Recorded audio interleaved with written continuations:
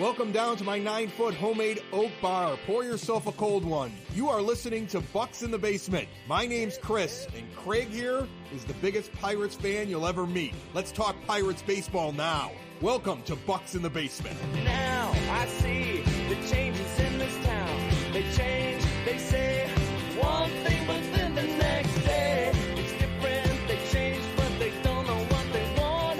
All they do is change. Going left, going right, travel day, travel night. That's where we'll go. No excuses, no goodbyes, no one cries, no more lies. We'll never know.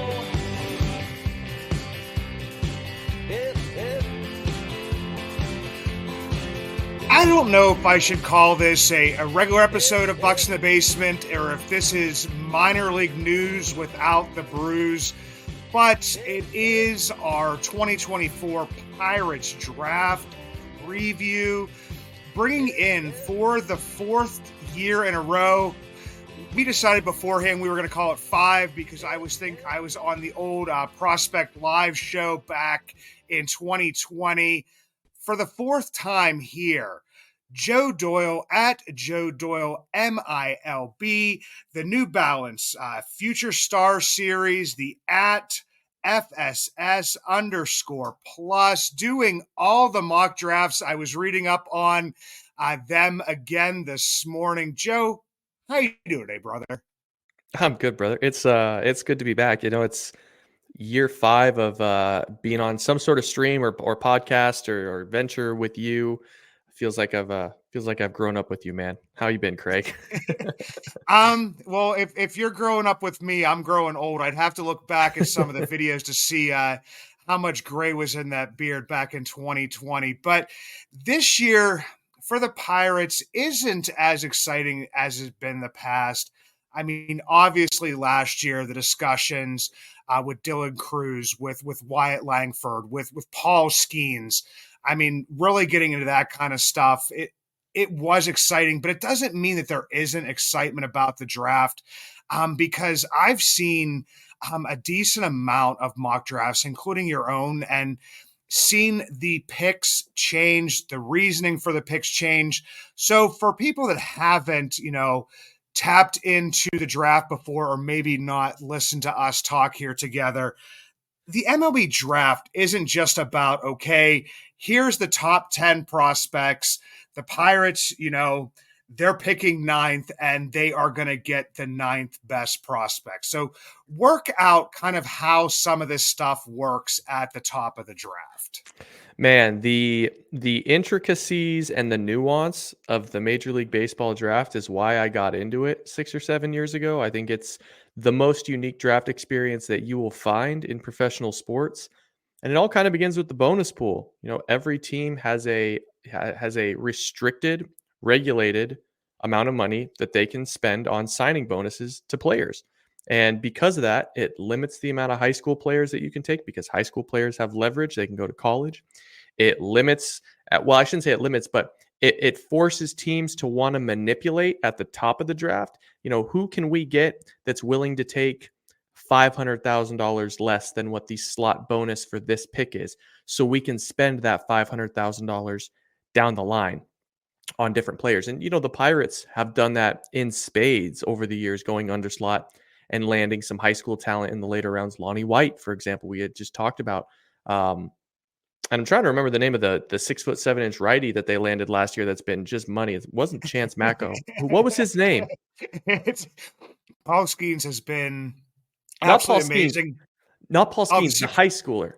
Oh, the high schooler, Xander Meath. Xander Meath. So, that's another perfect example. That's not a guy that ordinarily you'd be able to afford later in the draft. It is kind of funny that both of those guys are just mammoth righties. But no, to your point, Craig, the nuance of the draft is it's not, hey, who are we going to take here because he's the best player available? It's who can we take here that is also going to help us apply the best overall value in the draft. And then the other interesting wrinkle of it is, and everybody knows this, and it's why the draft isn't as popular in the mainstream, you're not going to see these guys for 2.5 years. Paul Skeens is the outlier. So yeah, it's a tremendously fun event for those of us that are really into it, but it's certainly it's a thought exercise. Yeah, because basically, I mean, we've seen the number one pick, especially with the Pirates going back to 2021. That was the one you were referring to. That was the Henry Davis draft, and you were able to get Anthony Solomito, Lonnie White Jr., Bubba Chandler, and some of those guys. Henry's made it. He was the college player within those ranks, so he obviously probably should make it first. 2022, we saw them draft Tamar Johnson and then Thomas Harrington out of Campbell University. And obviously last year was Paul Skeens and Mitch Jebb. Mitch Jebb, who is, kind of struggling in Greensboro at this point in time. But before we hopped on here, kind of going over, the Pirates' past drafts, and we were talking about that weird 2020 draft. Number 7 overall, Nick Gonzalez. Number 31 overall, Carmen Majinski, the right-hander out of South Carolina. And number 44, Jared Jones, the right-hander out of La Mirada High School in California.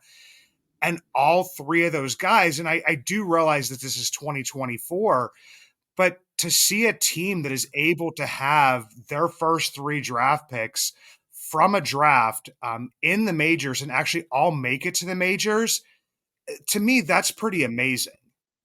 Yeah, I mean, if you look back at that 2020 draft, I'm sure Pirates fans will look back at it and say Nick Gonzalez hasn't, been a top 10 pick value, but I would say that the Pirates had one of the 3 most valuable drafts in that draft. I mean, the Cardinals cleaned up. The Cardinals did great. The Texas Rangers did great. Beyond that, I mean, it might be the Pirates. Jared Jones has been phenomenal. Nick Gonzalez is finally turning into what Pirates fans in the industry hopes is a full-time regular at the big league level. Man, Craig, you look at the guys drafted in the top 10 of that class. Asa Lacy is still in Double-A. We don't know if he's ever going to play at the highest level. Emerson Hancock has been up and down. He's been injured. Zach Veen, injured. Austin Hendricks. These guys, it just didn't work that year for the vast majority of the draft picks. Spencer Torkelson back in AAA. So I think you kind of have to look at that draft from a 10,000-foot view and say, okay, yeah, maybe Nick Gonzalez from a conventional standpoint hasn't been quite the value that you wanted, but nobody got anything in that draft. It was absolutely brutal.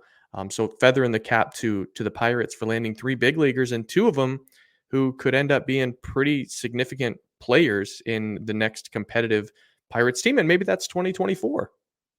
Yeah. I mean, Pirates fans are kind of hoping that it's 2024, but you got my hopes up a little bit with your 6.0 draft, the mock draft, is because I saw a guy from my team, from the West Virginia Mountaineers. Oh, another Mars planet. I guess the Pirates would just be collecting, Mars planets at that point in time.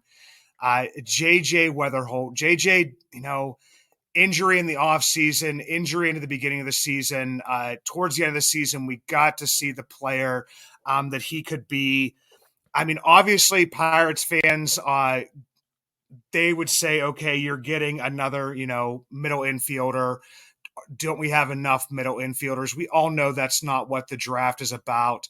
But talk to Pirates fans out there about what JJ could bring to the table for the Pirates. Yeah, I mean, JJ going back to February, at least for most outlets, myself included, was the number 1 prospect in the draft. I mean, it's elite contact rates. It is an elite approach. He never swings outside of the zone. He uses the pull side. He uses the opposite field. He's got natural loft in his swing. And I think maybe even more impressive, we all labeled him a second baseman. He hadn't really played shortstop too much, and this was going to be the year that he got that chance. When he finally recovered from that hamstring injury, and that hamstring injury kept him out from, that thing kept him out from July of 2023 until the middle of April this year after he re-aggravated it. When he finally got back, he was dynamic at shortstop. I mean, he's got a chance to play shortstop at the big league level. Now, I'm not saying that he's going to be the best option for the team by any means. There should probably be a better option. The defender that I've compared him to is David Fletcher when David Fletcher was with the Angels. You can pass JJ Weatherholt by as a shortstop if you don't have another option, but you're buying the bat, you're buying a potential 25 home run, 285, 290 hitter, Jason Kipnis-esque type of production. Do I think he's going to be there at 9? In that mock, it was mostly just who is going to fall, who's going to slip. And I think we're all trying to figure that out. Is it going to be Braden Montgomery? Is it going to be Nick Kurtz? At that time, it was JJ Weatherholt. And I do think there's a chance that happens. But the more simulations that I run through, the more people that I talk to, I actually tend to think Pittsburgh is going to go with one of these high school hitters. And I could be wrong, but that's kind of where I'm pointed. Pirates fans will absolutely lose their mind if it's a high school hitter. I'm just going to state that right now. I understand, what the draft could work out like, and that you could get, a college bat later on, different stuff like that. But I mean, and that's where like the MLB draft comes in, is you're not going to see these players for a while, no matter what. And no matter, what level they were playing at. But you mentioned somebody who is definitely on Pirates fans' radar, and that's Nick Kurtz. Obviously, in the MLB draft, you are not drafting for a position of need. But for Pirates fans, you look at first base, and it has been a complete black hole since maybe Kevin Young was out there. Maybe throw Josh Bell into that realm a little bit. But there's nobody, in line pushing up to Rowdy Tellez and Connor Joe at this point in time. And Kurtz does have the power. He does have the ability, the defensive ability to at least field the position fairly well. Talk about a contact guy, also make contact very well. But I look, is it possible that he could fall to the Pirates as well? Yeah, and I actually think if there was one guy that you look at in that top 9 or top 11, if you want to include the high schoolers, I think Nick Kurtz is the most likely to fall to number 9.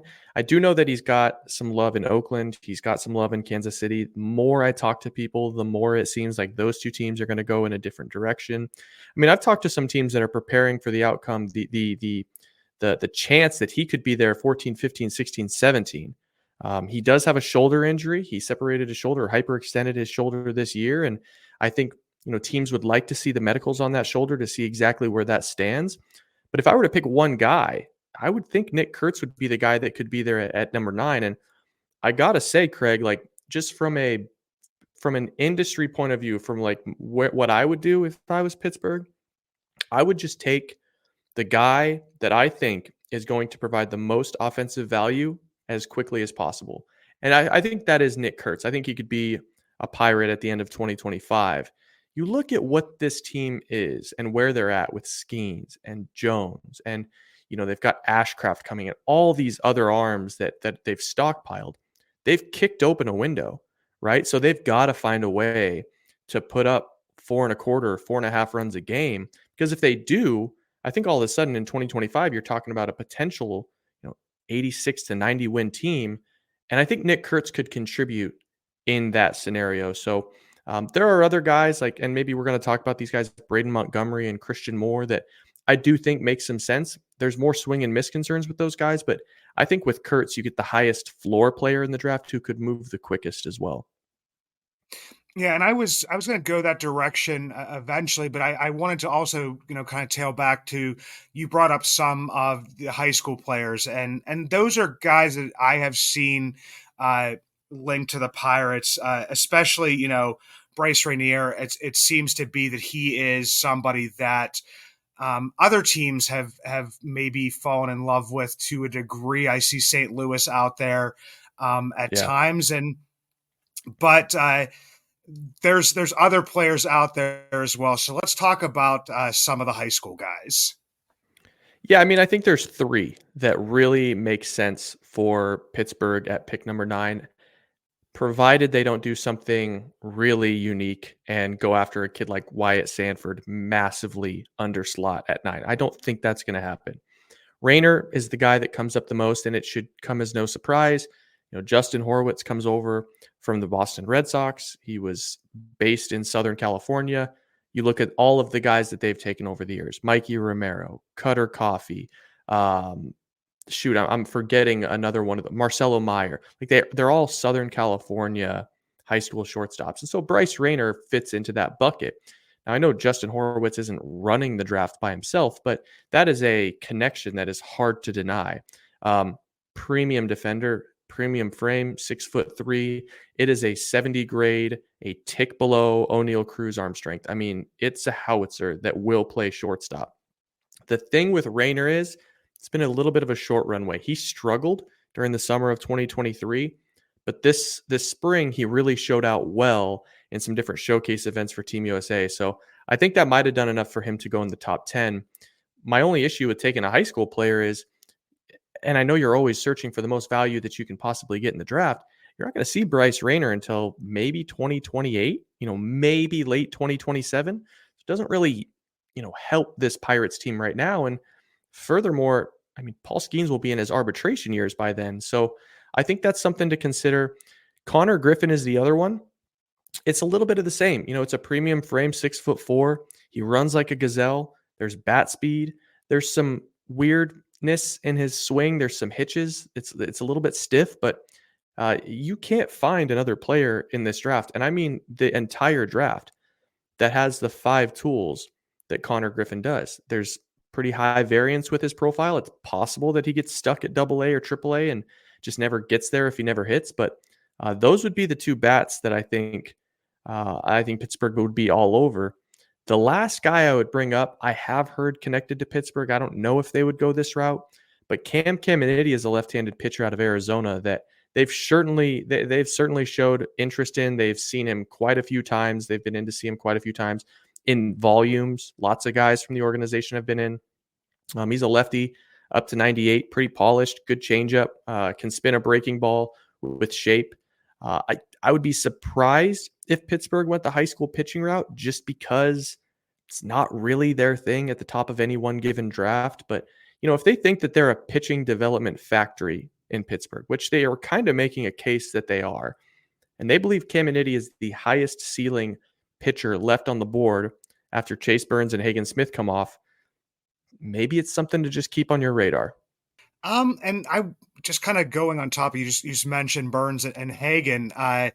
Pirates fans once again would probably be ecstatic if those guys would fall, but I've seen a lot of at least with Burns, seeing that he's not going to fall past 3. But there's a lot of these declarations that are kind of made at this point in time. But also, you mentioned Braden Montgomery. I've seen James Tibbs at times. Mm-hmm. Those are 2 guys with, a decent amount of power. Braden Montgomery also, I mean, he does pitch a little bit too, but I don't think the Pirates would go that route with him, whatsoever. But like you said, would there be, like you said, a swing and miss issue? And I mean, I think the Pirates have enough guys with swing and miss issues at this point in time. Well, not with Tibbs. Tibbs can really hit, but the thing that Braden Montgomery has that Tibbs doesn't is it's a mammoth arm. I mean, it is a huge arm.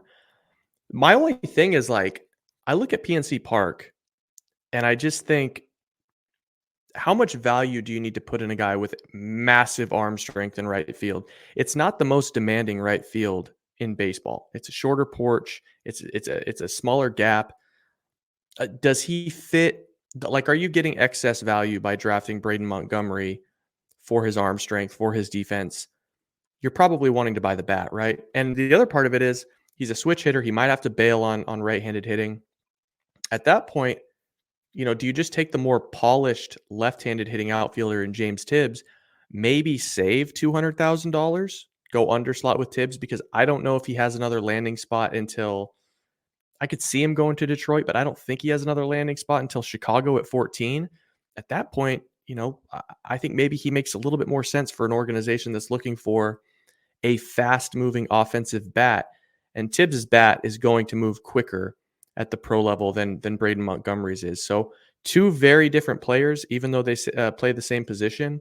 Are you buying the call it the star upside of Braden Montgomery? Because it is there. It's 70 grade, 40 home run upside. Or are you buying the Michael Brantley-esque James Tibbs, Cole Calhoun-esque guy that you can just plug into the 3-hole right away and get some production.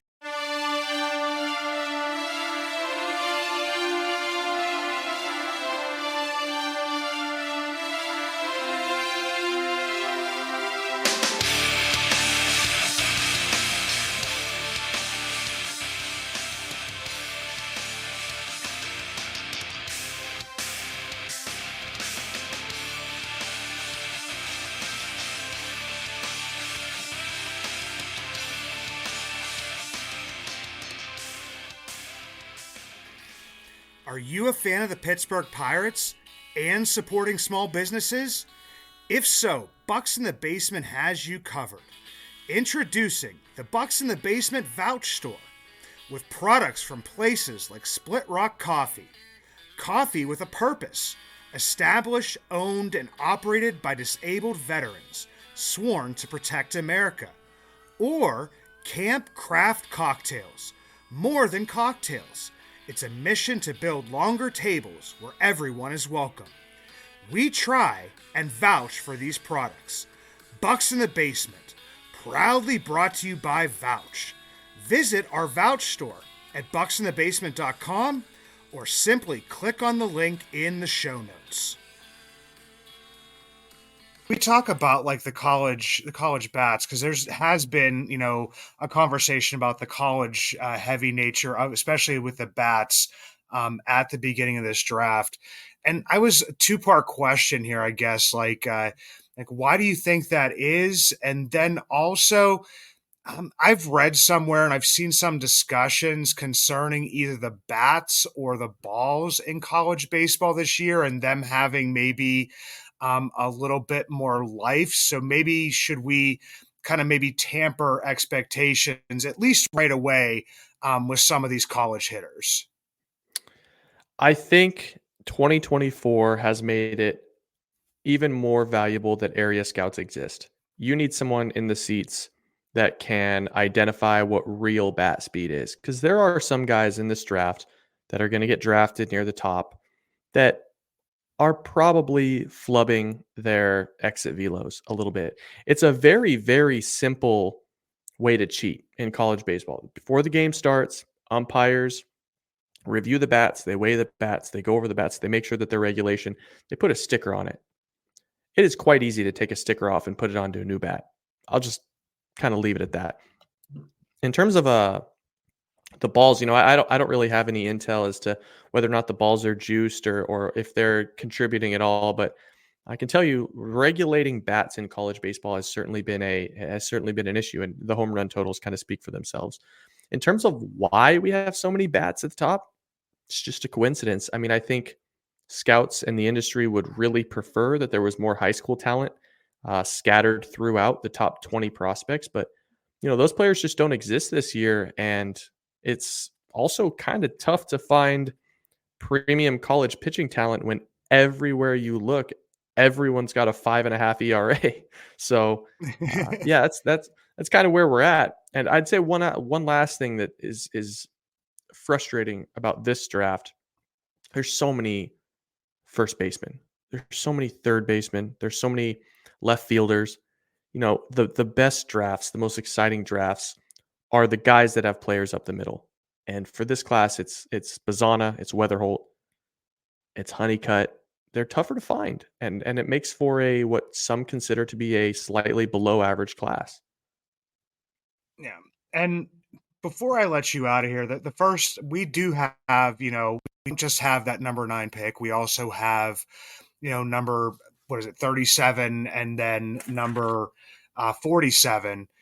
And we had spoke about like a Carmen Majinski. Carmen Majinski, we picked at 31, and most scouts, at least during that draft, had him, somewhere near the top 20 of that.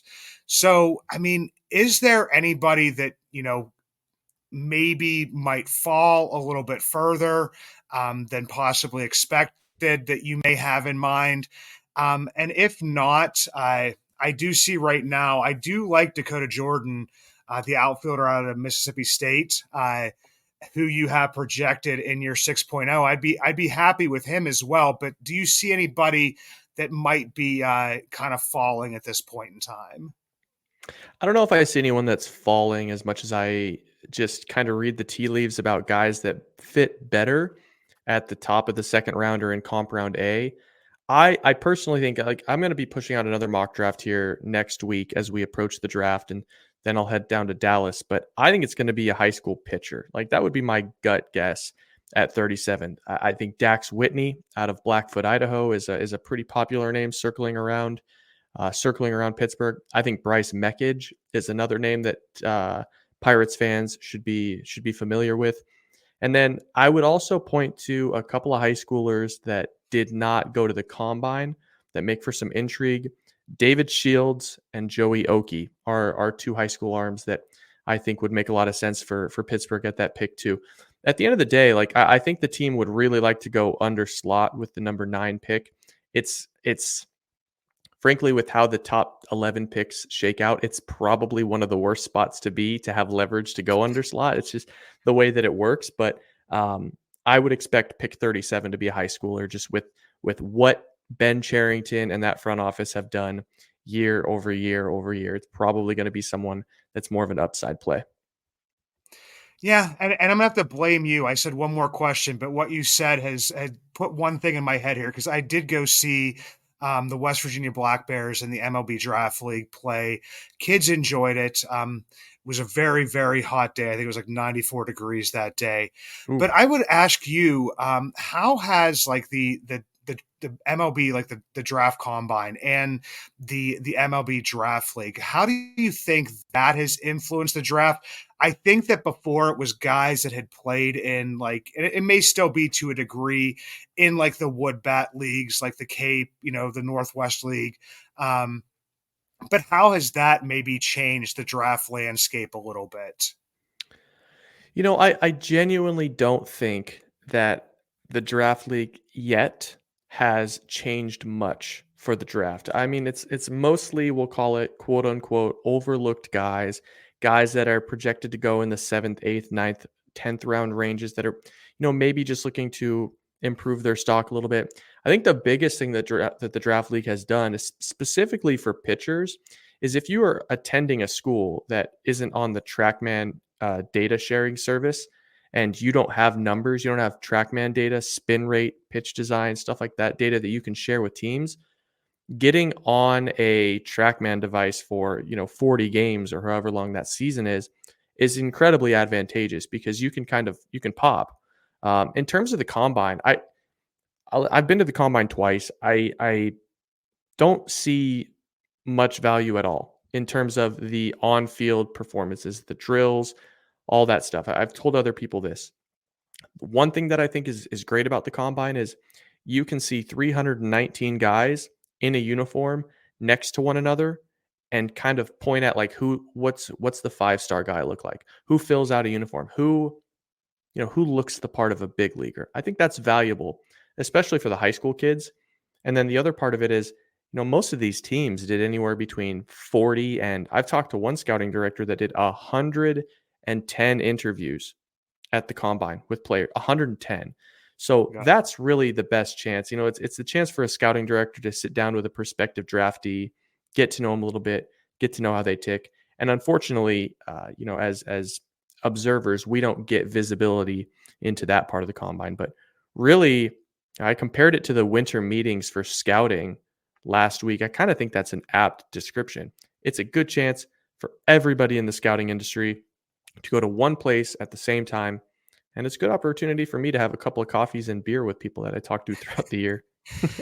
That's a good thing. And I will say the worst thing that came out of the MLB Draft League for me is that my oldest son, Carter, liked the guy's name. His name is Max Bushyhead. He is a Oklahoma commit.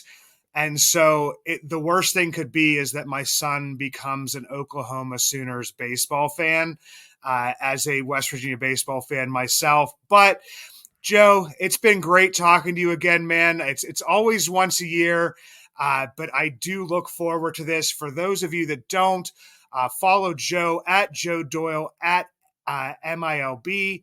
And if you can, you do need to do and subscribe to the New Balance at FSS_plus. Joe, it's been a great time, brother, and I hope you enjoy yourself over these next couple weeks, and we'll see who the Pirates pick. Appreciate you, dude. I'm looking forward to being on your show after the draft or shortly thereafter. Keep doing good work. Oh, appreciate it, man. Thank you.